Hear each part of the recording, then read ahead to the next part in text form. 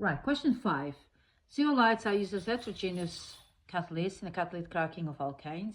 Tetradecane can be cracked, form octane and cyclooctane. Give an equation for this reaction. State the meaning of term heterogeneous. Okay, so you got the reaction C14H30. So you break down octane, which is C8H18. And then, and octane, you have to put that one there. And then this is a cyclooctane. So you take away 14 minus 8, gives you 6. Because it's a cyclo, it has to be like C6H12. So if you add them together, all the carbons and all the hydrogens, it'll be the same as that. Just in case you don't know how to do that. Heterogeneous reactions, heterogeneous catalysts are catalysts in a different phase of reactants. Okay, so question 5.2. I'll put this one here like that. So it says here, student determines the concentration of ethanol ions in acidified solution by titration with potassium manganate 7 solution. So this is the equation. It says the mixture is warmed before the addition of potassium manganate because the reaction is slow at first. When more potassium manganate solution is added, the mixture goes colorless quickly due to the presence of an autocatalyst. Explain the meaning of an autocatalyst. Explain using equations where appropriate where the reaction is slow at first and then goes quickly. So that's 6 marks for them. So first thing you need to answer is autocatalyst. Autocatalyst is when the product of a reaction catalyzes the reaction. Okay. So to answer that is slow at first because as negative ions repel each other. So there's negative and negative, they will repel each other. Therefore, repel each other. It says there isn't, next point, there isn't any Mn2 plus present at the beginning, at start of reaction to catalyze it. Okay.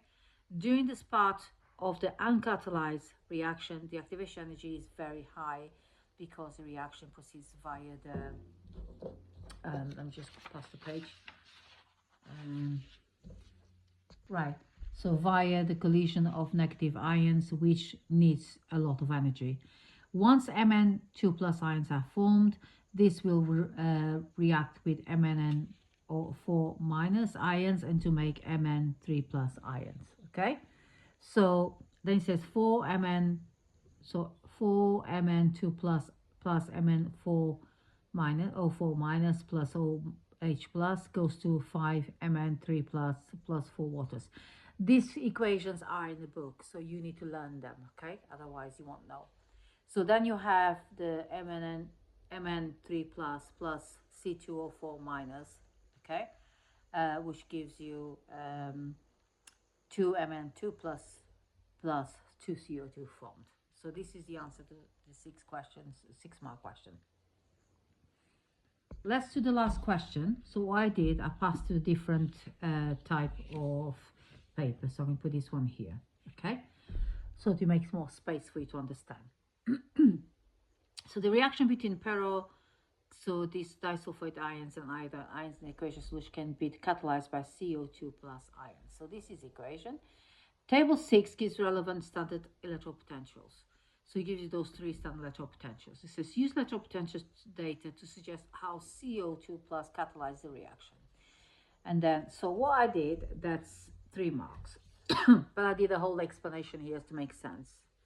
And I think you need to say most of it. I made it very clear. So if you start by looking this table here, you're looking which one is more positive. So if you look at, you put 2 of them. So you say, if I look at that and that, that's more positive than that. If that's more positive than that, that one is reduced, that one is oxidized. If that one is reduced, so you will gain electrons, the one is oxidized is going to release electrons, okay? So that's something you need to know. So if I join those 2, so you say S2O3,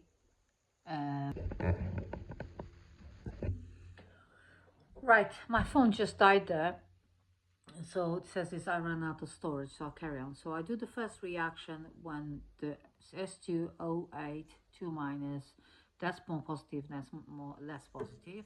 So that's reduced, that's oxidized. So if you join the reaction, that's reduced, that's oxidized, add them together will give you this reaction here, okay? So the next bit here, then E cell of CO3 plus CO2 is bigger than E cell of that. So if you go from here to here, that's greater than that, so that one is reduced, okay? and that one is oxidized. So you do the same thing. If it is reduced, gains electrons, oxidized, release electrons. You need to multiply that by 2 to match the electrons, okay? Here I didn't talk about, you gotta multiply by 2 to match the electron numbers. Then they'll give you 2CO3 plus 2I, gives you 2CO2 plus I2. And then the final bit here, the E cell of that and E cell of that, so that's greater than that, so that's reduced, that's oxidized. So if you join those two together, okay, you don't have to multiply by anything because the electrons are equal. So it'll give you the final equation, which is the one that you see that on your paper there, okay?